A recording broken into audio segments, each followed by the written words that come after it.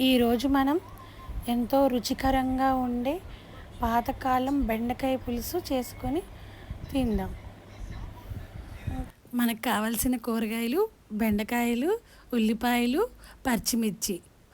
ముందుగా మనం ఒక గిన్నె తీసుకొని అందులో చింతపండు నానబెట్టుకుందాం. ఇప్పుడు స్టవ్ వెలిగించి కడాయి పెట్టి అందులో 2 స్పూన్ల ఆయిల్ వేయాలి. ఇప్పుడు ఇందులో మెంతులు వేద్దాం, ఒక 1/2 టీ స్పూన్. ఈ మెంతుల వల్ల ఏమిటంటే మనకి పులుసు కమ్మగా ఉంటుంది. ఇప్పుడు 2 ఉల్లిపాయలు తీసుకొని వాటిని ముచ్చుకులు కట్ చేసి తొక్క కూడా తీసుకొని పొడుగ్గా చీరికల్లాగా కట్ చేసుకొని ఆయిల్లో వేసుకుందాం. ఇప్పుడు 3 పచ్చిమిర్చి తీసుకొని వాటిని ముచ్చుకులు కూడా తీసి కట్ చేసుకొని పొడుగ్గా చీరికల్లాగా కట్ చేసుకుందాం. ఉల్లిపాయలు పచ్చిమిర్చి పొడుగ్గా కట్ చేసుకుంటే బాగుంటాయి పులుసులోకి. ఇప్పుడు ఈ కట్ చేసుకున్న మిర్చిని తీసుకొని మనం ఆయిల్లో వేసుకుందాం. ఇప్పుడు వీటిని కదుపుకుందాం, ఎందుకంటే ఈవెన్గా వేగుతాయి అన్నీ. అందుకని మనం ముందుగా కొంచెం కదుపుకొని బెండకాయలు తీసుకొని ఇలా 4 ఒకేసారి కట్ చేసుకుంటే తొందరగా కటింగ్ అవుతాయి.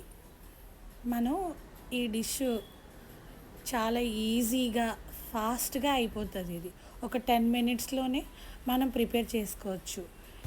ఇప్పుడు కోసుకున్న బెండకాయల్ని మూకుల్లో వేసేసుకొని అందులో ఉప్పు పసుపు వేసి కలుపుకొని మూత పెట్టి ఒక 2 మినిట్స్ మగ్గనిద్దాం. 2 మినిట్స్ అయిపోయింది. ఇప్పుడు క్యాప్ తీసి చూస్తే చూడండి ఎంత బాగా మగ్గిపోయిందో.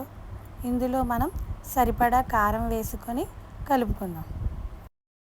ముందుగా నానబెట్టిన చింతపండులోంచి రసం తీసుకొని మనం మగ్గిన బెండకాయ మిశ్రమంలో వేసుకుందాం. ఒకసారి వేసిన తర్వాత కూడా ఇంకా మళ్ళీ ఉంటుంది. మళ్ళీ ఇంకొంచెం నీళ్లు పోసుకొని మళ్ళీ పిండుకొని వేసుకుందాం. ఇప్పుడు దానిని కలుపుకొని మూత పెట్టి కాసేపు ఉంచితే మన బెండకాయ పులుసు తయారైపోయినట్టే. మన టేస్టీ బెండకాయ పులుసు తయారైపోయింది. ఇది చాలా రుచికరంగా ఉంటుంది అండ్ హెల్దీ కూడా, ఎందుకంటే ఇందులో మనం ఎటువంటి మసాలాలు ఏమీ వాడలేదు. ఇది వేడి వేడి అన్నంలో కలుపుకొని తింటే చాలా రుచికరంగా ఉంటుంది.